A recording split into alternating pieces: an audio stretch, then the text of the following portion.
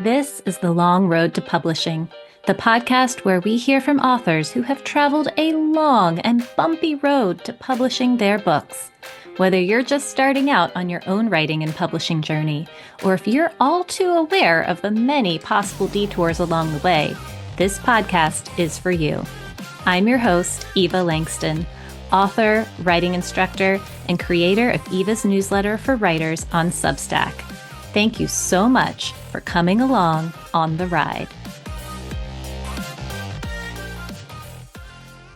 I am so excited to bring you today's episode with author Robyn Ryle. Robyn describes her publishing journey as a game of chutes and ladders. She's pivoted many times, publishing in multiple genres and by multiple methods: traditional publishing with an agent, self-publishing, and her latest book, Sex of the Midwest, is being published by a brand new indie press. She is actually the first book being published with this new press. Now, since recording this episode, two things have happened. One is that Sex of the Midwest received a starred Kirkus review. So I'm going to be honest, I've heard about starred Kirkus reviews, but up until recently, I didn't really know how big of a deal it is to receive one. But I looked it up, and Kirkus reviews about 10,000 books a year, and it only gives stars to about 10% of them. So if you get a starred review, it signals to librarians and booksellers and other important people that your book is in the top 10% and that it is really exceptional in terms of writing, in terms of quality. So yay, Robyn! It's very exciting. I should also say this book isn't really about sex. It's a collection of 12 intertwining stories about people in a small Indiana town who have each received through email this sociological sex survey that they can choose to take. But that's really just a jumping off point for exploring the lives of the people in the town and how their lives have changed post-COVID. Going back to the Kirkus review, Kirkus calls the book thoroughly refreshing, an astute portrait of contemporary small-town America that's genuinely fun to read. And the other thing that happened since I recorded this episode is that I got to read an advanced reader copy of the book, and I found it utterly delightful. Again, total honesty here, I am not always a fan of linked short stories, but I read this whole book in 2 days. That's how much I enjoyed it. I really loved spending time in this small town with these quirky characters, so I hope you pick up Sex of the Midwest when it releases on October 14th, or consider pre-ordering via the link in the show notes. Now, before we get into the episode, just my usual reminder to rate and review and subscribe if you're into that sort of thing, or you can share about the podcast on social media, or heck, tell people about it in real life if you want to. Thank you so much for listening, and now on with the show. Since two of Robyn's books are about sports, and I believe about basketball in particular, I am calling this episode Pivot, Pivot, Publish. Robyn Ryle is the author of two award-winning nonfiction books, She, He, They, Me, and Throw Like a Girl, Cheer Like a Boy. Her short story collection, Sex of the Midwest, is forthcoming from Galiot Press in fall 2025. Her essays and stories have appeared in CNN, Newsweek, Belt Magazine, StorySouth, and CALYX Journal, among others. Her newsletter, You Think Too Much, is about culture, the writing life, and mindfulness, with a light sprinkling of sociology. When she's not writing, she teaches sociology and gender studies to college students. So welcome, Robyn, to The Long Road to Publishing. Thanks. So glad to be here. Yeah, I am so happy to have you here as someone who has self-published, traditionally published, and now has a book coming out with a small press. So you're a perfect candidate for this podcast. Yeah. No, it's a great idea. I think it's a very cool thing to be doing. Yeah. Well, it's like the one thing that's in my control, right? It's Yeah. like I can't force my book to get published traditionally, but anybody can make a podcast. I know we've got a lot to discuss, but I do want to ask, a lot of writers say, oh my goodness, and here's my cat. A lot of writers say, oh, I always wanted to be a writer. But when do you feel like you really got serious about it and you were like, I am going to write a book and get this published? Yeah, I was, writing from a young age. In college, I took some creative writing classes. I had a double major in English and sociology. And I took some creative writing classes and sent some stories out to journals, back in the day when, it was literally typed manuscript and you got the little Yeah, you had self-addressed to on. include a self-addressed stamped Yep. envelope. Oh, Yep. yeah. So that was very exciting. But then after college, I went to grad school and I kind of was in grad school in sociology, so I wasn't really working on my writing or a different type of writing. And then I wrote a sociology of gender textbook, and it was, this huge, massive thing. And it occurred to me, well, you can write that. You could probably write a novel. So this is about like 2010, and I had a sabbatical from my teaching job, and so I attempted my first novel, and did all the research about querying and had started sending out stories. So that's about yeah 2010 was about when I dug back in and got serious about writing. So the textbook, did you write the entire textbook yourself? Yeah, Oh my yeah, gosh. Wow. yeah. That's amazing. So okay, so 2010, you wrote a novel, you queried it, and what happened with that? Did anything happen with it? No, I got really nice detailed feedback from one agent, Linda Epstein, who's a wonderful woman. She's got a book that just came out, like a queer retelling of the Little Women story. Oh, I think I Um, heard about this. Yeah. yeah, yeah. She sent me, very long feedback, which, is very kind. Early on, you're just like, oh, thank God someone read it. And then I put that aside. And, at this point, I've kind of lost count of how many novels I've written. I Yeah, tried a few same. others. I tried a mystery. I queried it some. I got, kind of a few short stories out of that original novel. But yeah, queried the mystery novel. I think about this kind of weird fantasy thing. I queried it too. But I think it was clear in the beginning, I was figuring out how to write a novel. And the feedback I was getting, I could get agents to, request to read it. But the feedback just made me think like, okay, this probably isn't ready. Mm-hmm. This Mm-hmm. novel probably isn't ready. So it wasn't until maybe 2015 or so I had this idea for, because I teach sociology of gender, and I'd written the textbook, and there was actually a man in town who worked with youth, and he had this young person who was questioning their gender. They had questions about what is gender, and he said, "Can I have a copy of your textbook?" And I said, of course, but it's not really, it's a textbook. It's not really, accessible. And a college level textbook, right? Yes, Yeah. yes, a college level textbook. And this was, a teenager. And so I thought for a while, like, it'd be really cool to write a book that took all the cool, interesting stuff from the sociology of gender class in that textbook and made it more accessible for a wider audience. So I'd been playing with that idea and how to do that in a kind of novel and interesting way.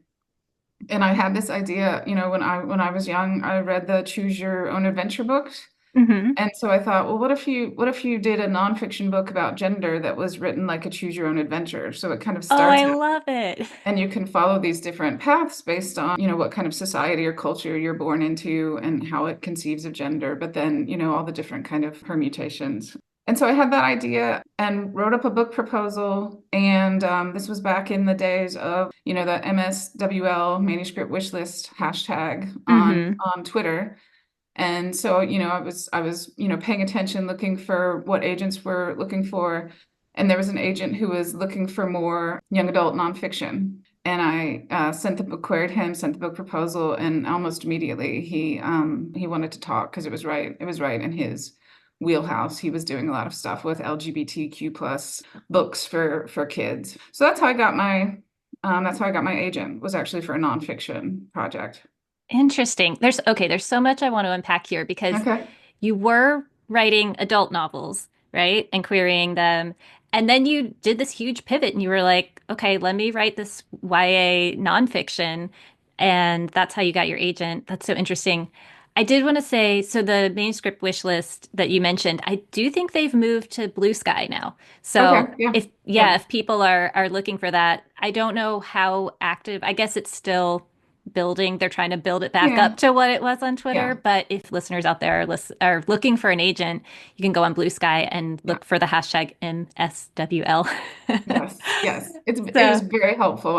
It was one of the things like when Twitter started to, fall apart, I was like, well, that's very sad because yeah. that was a great resource. And they do that there is a website too. Yes. I use that a lot. Because it has a lot of different search functions. I always say that one is like it's the Manuscript Academy. I guess it's called Manuscript Wish List. Mhm, It's like mhm. a dating website, but for agents where you see their picture and they have a Yeah, little profile of what they're yeah, interested in and their favorite books. And yeah, yeah, so that's a yeah. great resource.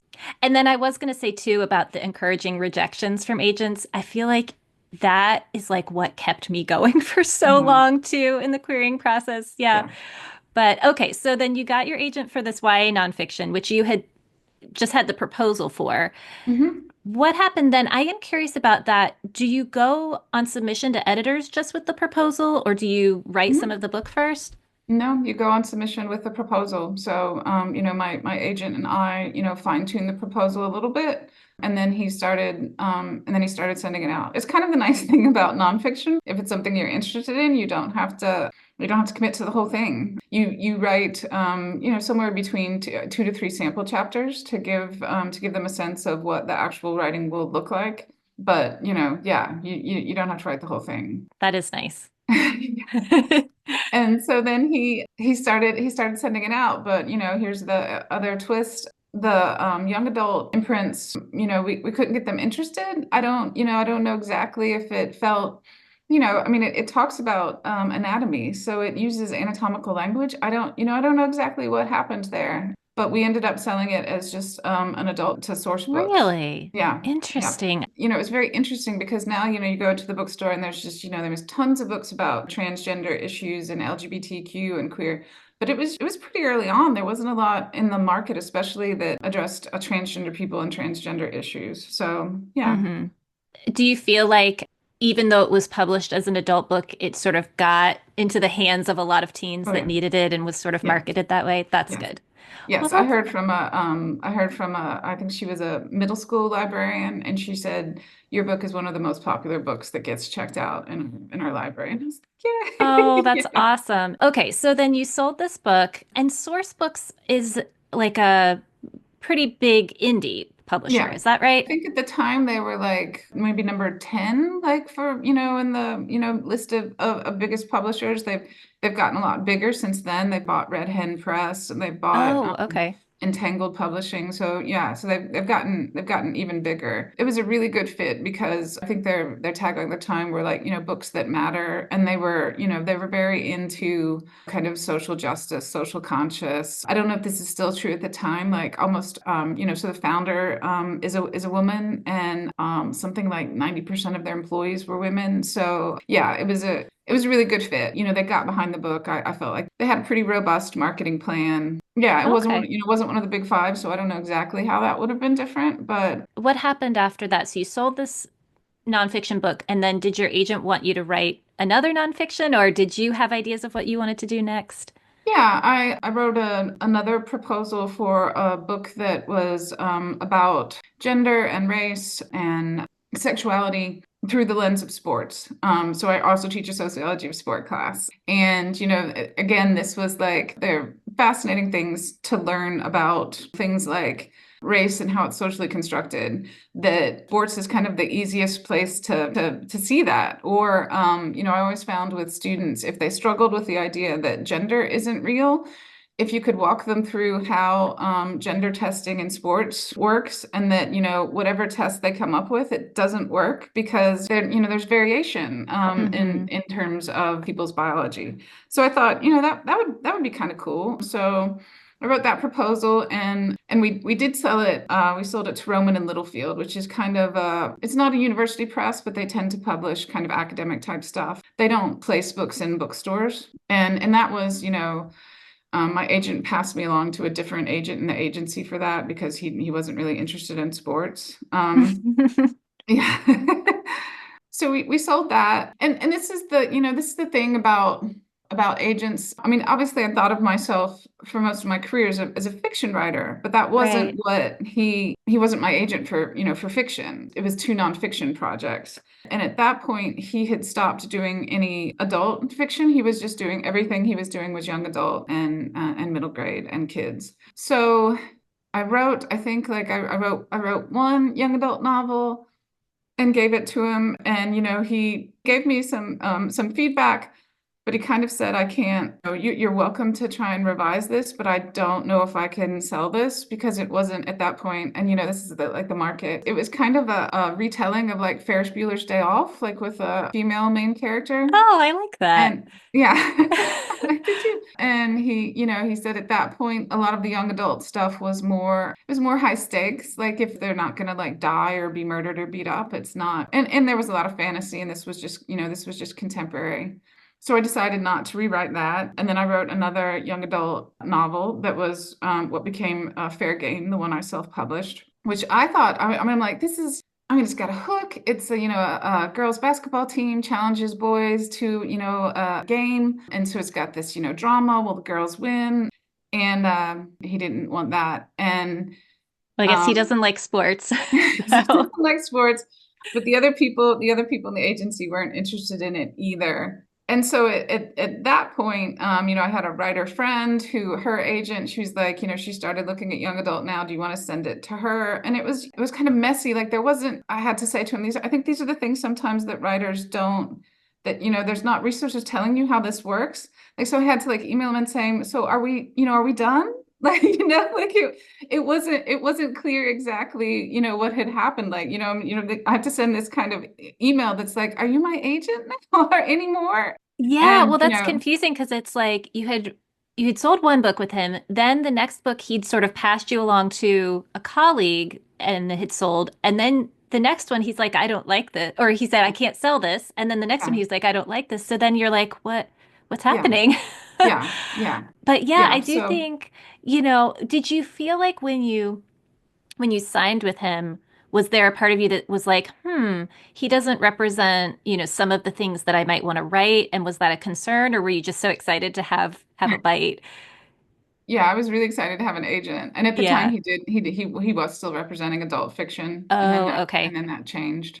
And it's early, you don't know things, you don't realize that like, the normal story isn't for people to get one agent and stay with them. That's not the norm. When we had the conversation before he signed me, I said, I write fiction too, and he's like, I'm happy to look at that. But I mean, he hadn't read any of my fiction. You don't know if like what you're writing lines up with what he's interested in publishing. So, Yeah. I have some other writer friends. I talked to them about it, but yeah, I just went with the person who, who wanted it. And it's interesting because that project I didn't send out a lot of queries because, I got the offer so quickly. So, I'll be honest, like even now, I have some nonfiction projects that I'm sending out. I don't know how you negotiate that with agents, I mean, Yeah. I mean, I do feel like so my agent represents YA and adult. And for a while, I had this wild hair that I was going to write picture books. I think every parent of young children at some point is like, I could do this. And then you realize it's harder than you think. But I had mhm, asked her if I wrote picture books, would she be able to represent me? And she was like, no, I do not do picture books. yeah. And she said you could find another agent for Yeah. picture books, which I mean, who knows? Maybe I will at some point. But I do know, you could do that of how two Yeah. agents. Or, you can look for somebody who represents all the things you write. But like you said, they may like your nonfiction, but then your fiction is not to their tastes. And then, Mhm. yeah, so it's complicated. Yeah. Well, Yeah. so you wrote this kind of awkward email to your agent, like, are we still together? Are And we breaking up? yeah, what happened then? Yeah, he was like, yeah, this terminates our relationship. Wow. I mean, so I think one of your questions was a time you felt like giving up. Part of why I was asking because my friend had this other agent to send to. I still had hope because I really thought I thought it was a good book, and there wasn't a lot of contemporary YA about sports then. about girls Hmm. playing Hmm. sports. So I, sent it to the other agent. They rejected it too. I realized, oh, publishing is chutes and ladders. That's what it is. It's like everything in life. Nothing in life is a steady progression of upward. The world is not a steady progression of forward progress, as we're seeing. Yeah, yeah. And neither is a publishing career. It's one step forward, and then sometimes you get knocked back because you're in the query trenches, and you're like the finish line is the agent, and Yeah, that is and not. then you realize, oh, that's only the beginning. Yeah. Yeah, and it's really really an up and down. So this we're talking about the novel Fair Game now, right? Mhm. So did you after your friend's agent said she didn't want it, did you query it further? Yeah, yeah, over 100 in the end. Oh boy. Yep. Yep. Uh And, again, like got a lot of requests and just a kind of baffling, sometimes the things, you're just like, I don't even know what that means. And an agent would say like, sports is a really hot area right now, but I don't think I can sell this. And I'm like, I don't, and this is the thing, like, as you said at the beginning, like what do you have control over? You can start a podcast. There's just so much you don't have control over. So one agent said I'd consider it if you rewrote it in first person. And she was nice enough. She said not the whole thing, but like rewrite the first three chapters in first person. And I did that. And she's like, no, I don't like that either. So oh, never mind. yeah, yeah, Oh my gosh. yeah. At what point did you decide, you know what, I'm gonna self-publish this? Well, I mean, you know how long the querying process is because you have to wait to hear back from everyone. It was probably, well, let's see. So I actually wrote that book during the pandemic. Well, So see, and that could be another thing too, that, people are overwhelmed from the pandemic and they're not yeah, taking on stuff. So it's just, yeah. yeah, so much is out of your control. Yeah.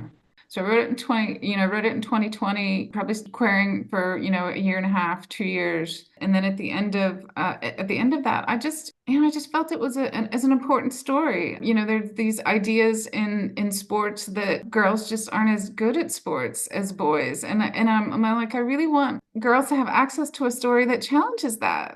Because Hmm. I saw in my sociology of sports and my gender class, obviously we have a lot of athletes, both men and women. And when the women would read the things, like I wrote about in the nonfiction book about sport, that suggests that, the question of whether boys are inherently better athletes isn't really answered. We don't know the answer to that. It depends on the sport. You have to take into consideration that girls are never going to be rewarded in terms of salaries for their performance. So it's not a question that's answered. And I wrote I remember CNN or Newsweek, an op-ed that basically said, we don't know for sure. People were so mad. People were so mad about Oh, I that. can only imagine the comments you must have gotten on that. And so that when women in my class would hear those stories, you could see that this little light would go on, like, oh yeah. And so, I felt like that's a story that needs to be in the world in some way. And if I can put it out in the world, then I'm going to do it. My husband, who's very supportive and listens to me talk about the publishing world far more than any human should have to listen to, was like, no, just do this. And so, yeah, I did the research. I learned a lot. I think there's a narrative out there that self-publishing is just, oh, it's easy. Oh, it's not. It's not at all easy. Yeah. I made many mistakes, but it's out there. People can buy it if they want to buy it. So it was a really good experience to be on the inside, to be doing it all myself. When I was working with source books and Rowman and Littlefield, sometimes I'd be like, why is this so slow? Why does this take so long? Yeah. And then I realized like, oh, I get it. I get it. Did you hire an editor or cover art designer or anything else? I had a young woman in town design my cover. She was actually a student in one of my classes and actually played music at my wedding, and then she did the cover for my book. So that was very cool. I just had my husband do the editing. I didn't hire a professional editor. I did hire someone to do the interior book design. Mm. I couldn't do that. I mean, it was going to take hours and hours to learn how to do that. Do you think you would do it again someday? Like, was it overall a positive experience? Um, I don't know. I don't know. Interesting. It was a lot of work, and managing your expectations about what's going to happen. So I managed to like pre-sell like 100 copies, and that was really exciting. And then after that, not so much. Yeah. I don't know. It was just a lot of work. Yeah. Yeah. I mean, I guess in theory, it would be a little easier the next time because you know a little bit more, but it does sound like a lot of work. What you realize, like, is that, with publicity, like, I went all out in a way that, when the book with Source Books came out, they had a very involved publicity and marketing plan. You read things like you're supposed to be your own marketer, but I just wasn't sure, like, what else was I supposed to be doing? Would I be stepping on their toes? And then when I self-published, it was all me. And I just realized, like, wow, it's really hard to like break through that noise. Okay, so then that came out. I feel like maybe you had feelings about it, and then were you continuing to write? And also you're also still teaching this whole time too, right? So Yeah, this is yeah. incredible. But yeah, so I don't know. I guess maybe tell me about where you were sort of emotionally, because you had an agent, now you don't. You had this self-published novel come out and it didn't maybe go the way you had hoped. I just wrote a newsletter that was kind of like, I think a lot of people interpreted it as like me thinking about stopping writing, but I don't know. I have those thoughts all the time. At least once a year, probably twice a year. I'm just like, why am I doing this? And, my husband's always very useful about making the distinction between why am I writing versus the question, why am I trying to publish? And those Mm, are those are two very different things. After the self-publishing, it's very demoralizing. And I think it's a struggle not to become kind of bitter and jaded about the whole process. I'm a big reader. I read a lot and I read a lot of genres. And, that experience of reading something that you're like, this isn't very good. And why, and why isn't it published? And why can't I get my novel published? It helps me to like really distinguish between the writing and the publishing. And the writing is who I am. I can't, it's how I make sense of the world. And it's combined with being a sociologist. Both of those things make you someone who's, nosy and eavesdropping and trying to figure out what's going on all the time.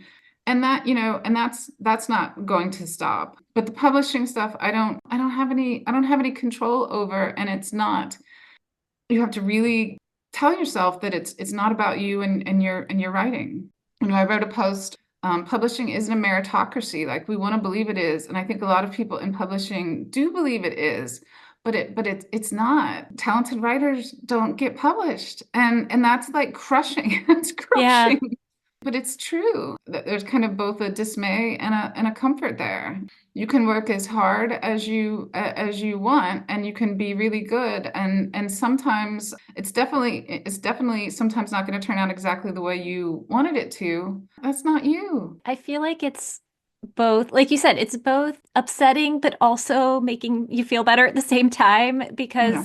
And I know certainly for me, when I had not one, but two books go on submission and not sell, but then I was like, oh, this is actually pretty normal. And it doesn't mean they weren't good books. It was not the right time, or just we Mhm. didn't hit the right person with the right project at the right time. And I do sometimes wonder, like, well, are those books just never going to get published? But I also do think that, and maybe you feel this way about some of those novels you wrote early on, as time goes by and I have more distance from them, I'm okay with that. I'm like, I am proud of that book, and sure, I would like for it to be published, but if it's never published, that's okay Yeah. too, which is, it's taken me a while to get to that place, but Yeah. yeah, but knowing that it is sort of just like throwing spaghetti at the wall and seeing what sticks. And, like you had your pivot to something that you probably didn't plan on writing originally and getting published. So, Yeah. yeah. Okay. So because I want to get to where now you have this new book coming out, which I do want to hear about. So tell me, how did that happen? Did you kind of jump right back into writing, or did you need to take some time? I don't remember. I think for a long time I told myself, you're lucky to have the freedom of no one's waiting for your next book. You don't have a deadline. You haven't like carved out this space and now everyone expects you to write books just like that. I don't know if you've ever read a couple books John Steinbeck, one while he was writing East of Eden and one while he was writing Grapes of Wrath. And they're amazing, like they're collections of letters and journals he wrote while he was writing. And one, like it's so comforting because he is so neurotic just like all of us are. He's just so Uh-huh. neurotic. But he talks about, as he's writing Grapes of Wrath, he's gotten a little famous, and that's a burden. I mean, it's a burden like Charlie Chaplin showing up at his house, and you're like, how's that a burden? But it kind of is. Yeah. So, I told myself that for a long time, and I don't think I believed it. But I think after the self-publishing, like I really internalized that. I'm like, it's good to be in this space. I can write whatever I want. I don't have an agent. I don't have a contract. I have a friend who her very first deal was a 2-book contract for adults book and a 2-book contract for middle grade books, 2 middle grade books, which, you're like, amazing. But like that pressure Yeah. was really hard. It's kind of, twisting the narrative. Okay, this is good. Like you can do whatever you want. So I started writing short stories, which I'd done all along. I wrote short stories when I was in college. I wrote short stories before I wrote that first novel. It felt more freeing, Hmm. because a short story is kind of inherently unpublishable, short story Yeah. collection. And these were short stories about a small people in a small town in the Midwest, and that's really that's really like no, I don't know the number of books that get published about New York every year, but it's a lot. So yeah, there was a freedom. I mean, as you know, writing a novel is hard. I felt a kind of freedom in just writing short stories, and they were linked. So as I was writing, I was like, okay, these are short stories. They could be a novel. They could be linked short stories. I don't really know what they are, but I'm not going to worry about that. I'm just going to write them. The first one I sent to, there's a writers conference in St. Petersburg, Florida called Writers in Paradise. But I mean, okay, so here's the amazing thing. Like I sent the first story, and it was supposed to be a novel workshop with Stuart Onan. And I didn't know at that point if it was a novel or short story. So I just sent it as if it was the beginning of a novel. And then Stuart had some family issues, and so it got accepted. And when it got accepted, they sent an email. They're like, "Sorry, Stuart can't do it. Instead, it's going to be Elizabeth Strout." Oh, I know.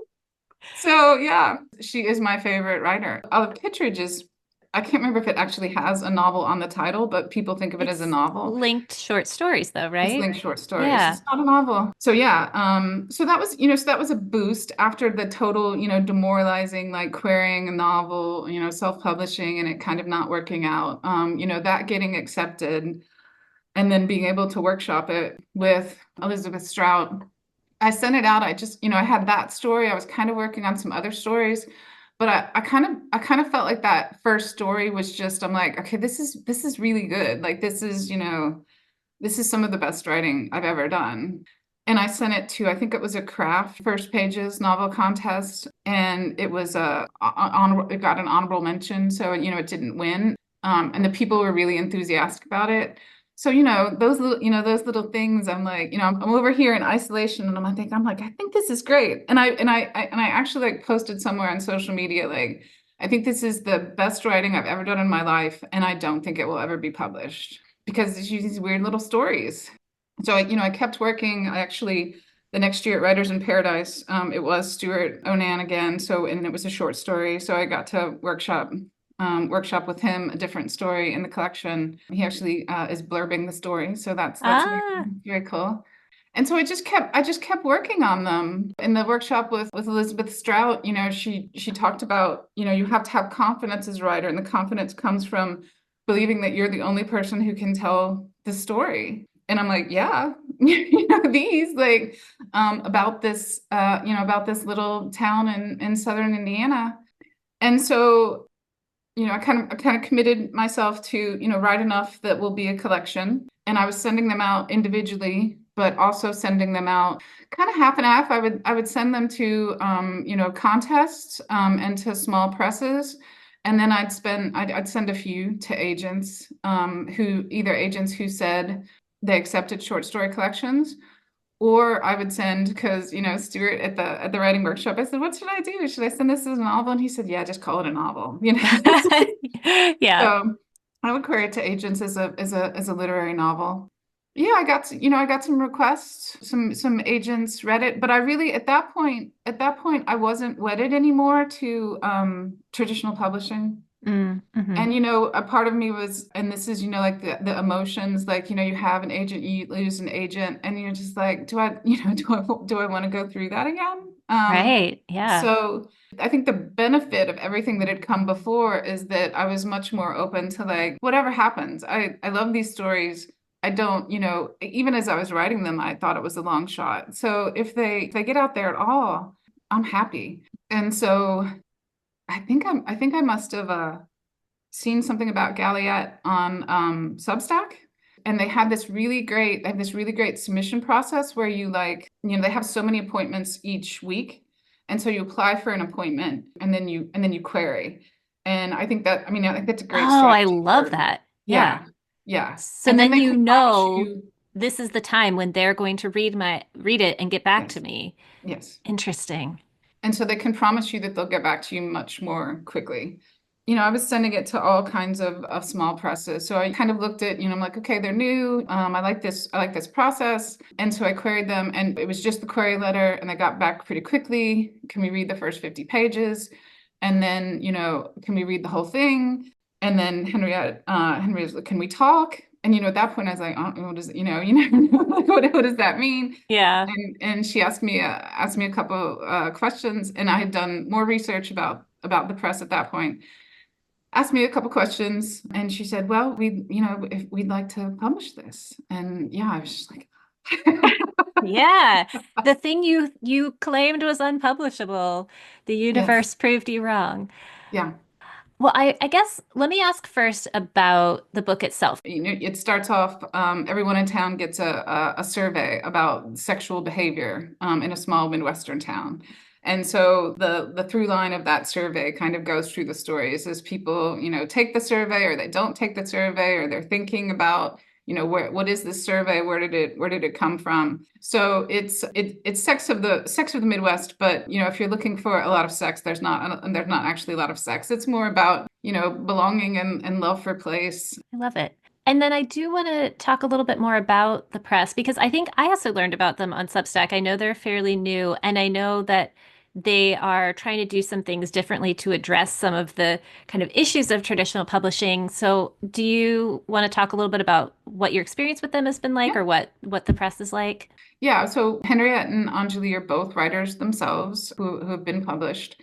And that was a big that was a big plus for me because they Right. understand.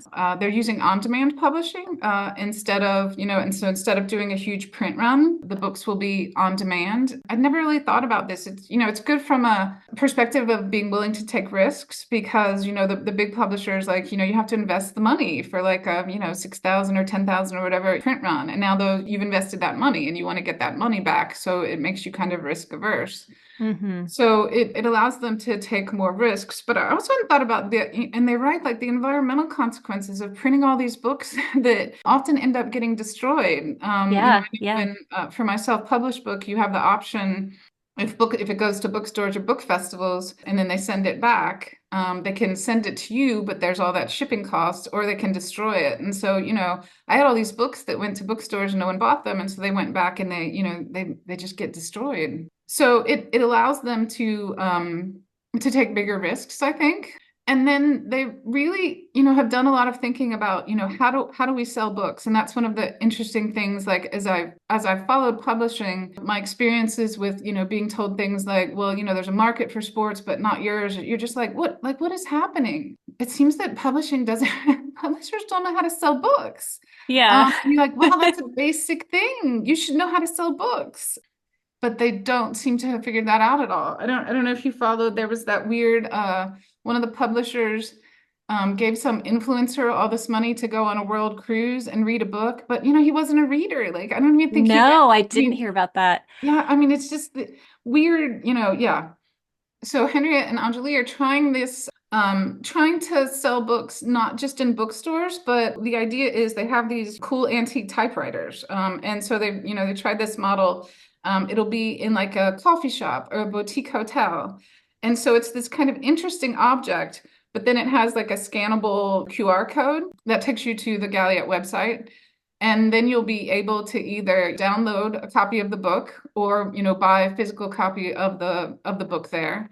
So the idea is there a way to get at people who are readers in places that aren't bookstores, where Interesting. on the bookstore shelves you're competing with, you know, thousands and thousands of other books. And you're Um, competing with big names that have the name recognition yeah, and yeah. yeah, Hmm. yeah. And so, you know, I read that and I'm like, that is awesome. I have no idea if it'll work, but big publishing doesn't know how to sell books. So, you know, Right. so maybe this will. And I was just so excited about the idea of two women trying something different. Well, I really like their query submission process. Like that makes so much sense, Yeah, and I know that there are so many agents who are like, oh, my inbox is overflowing, and then they're not getting back to you for 6 months or so, so yeah, it's like, oh, just this little tweak. yeah, So I do feel like some innovation, and it sounds like maybe because they're writers themselves, they sort of know, here are yeah. some things we could improve. So we're doing copy edits right now, and it'll be the first book from Galiot. They want to kind of do three each season. It just feels really nice. You know, I did an interview with Henriette and Anjali because they are writers, and think about trying to like do your own writing and be running a small press. Yeah. How do you balance that? And they talked about like the teamness of it. So writing is very lonely, but running a press, team kind of effort. And I really get that sense. And I'm so excited and enthusiastic about what they're doing that I just want to do everything I can to really help get the press off the ground and running, Yeah. and maybe spread a model of a different way to do things. And I'm just gonna say this again. Your book is the very first book coming out with Galiot Press. Is that right? Yeah, I yeah, mean, that's gotta feel good because they chose your book to be like their first foray into the world. So yeah, I don't know. yeah. I feel like this is a very cool story and obviously not over yet, but like when you kind of let go of expectations, then other opportunities sort of opened up. Yeah, That's, yeah. It's not, when I look back on everything, what's the takeaway? I mean, like I said, it's not going to turn out how you think it is, but that doesn't mean it's not going to be okay. yeah, When I first started querying all those years ago, everything felt very life or death.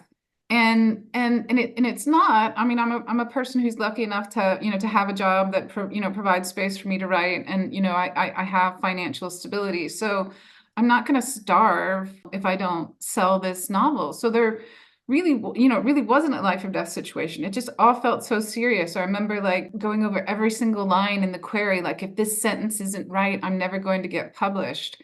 If this book doesn't sell, it's all over. And I think my biggest takeaway is don't take it so seriously, because it will it will it will make it harder for yourself if mm, you take it really seriously. And it's hard because it's your writing and it means a lot to you, and and it's you. So those rejections, you feel those rejections. But as much as possible, try and bring in some lightness.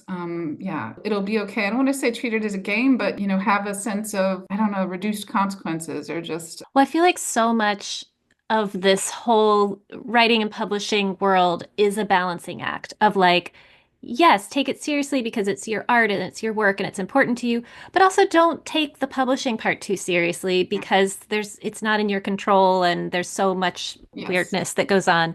So, yeah, you just are like constantly finding that balance between the two. Yeah, and that's the division, like the division that I'm constantly trying to remind myself of. No, take your writing seriously. Absolutely take your writing seriously. But the publishing part of it, yeah, Yeah, hold on to it loosely, I guess, or yes, something like yeah, that. Well, that's a yeah, very good tip. yeah. Well, and I'm curious too, do you think it sounds like you're very prolific and that you can't even remember how many manuscripts you've written. So do you think you'll go back to writing novels or do you think, yeah, what do you think is next for you? Yeah, I want to write. I want to write and publish a novel. I'm on sabbatical right now, so I drafted one, but I don't. I'm in that, letting it sit there. Hmm. Right now, I'm doing copy edits for the short story collection. I really like. The turn to nonfiction was unexpected, but it turns out I really like writing nonfiction. Right now, I'm querying a kind of nonfiction with personal elements about being a college professor, especially right now as higher education kind of Oh, collapses yeah. around you. Yeah. And I think that's a narrative a lot of people in a lot of professions are experiencing. There's this job that that you love, and then you're watching it kind of be destroyed. Yeah. You're querying to agents with that? Yeah. Okay. Yeah. So Yeah. you're open to having another agent at some point, Oh sounds yeah, like. yeah, yeah, yeah. I am, but I also at the beginning, and this is part of like taking things less seriously. At the beginning, I thought that was the end all be all, and now I'm like, it's just a thing. You Yeah. have an agent, you don't have an agent. It's just a thing. Well, this has all been so fascinating. I'm sure I could talk to you longer, but I know we've been talking for a while. Do you want to tell people where they can find you online? Yeah, I have a website that's just robynryle.com. And then my Substack is called You Think Too Much. I also have a bookstore on bookshop.org. I'm on Instagram, Robyn Ryle and Threads and all of those types of things. All the But things. all the Yeah. things. All right. Well, I hope everybody comes and finds you on Substack and gets your books and your new book. And it's been so lovely chatting with you today. A huge thanks to Robyn Ryle for coming on the show. Be sure to pre-order her book, Sex of the Midwest. I'll put the link in the show notes. And also a big thanks to Megan Boyd, who was my first listener for this episode. The Long Road to Publishing is produced and edited by me, Eva Langston, and the intro and outro music comes from the artist Soundroll on Upbeat. You can find me online on Instagram, Blue Sky, and Substack with the handle Eva Langston. Even better, find my newsletter for writers at evalangston.substack.com, and feel free to send me an email. The podcast address is longroad.pub@gmail.com. Remember to rate, review, and subscribe to the show, and I'll be back soon with more stories about the long and winding path to publishing and more tips for the road.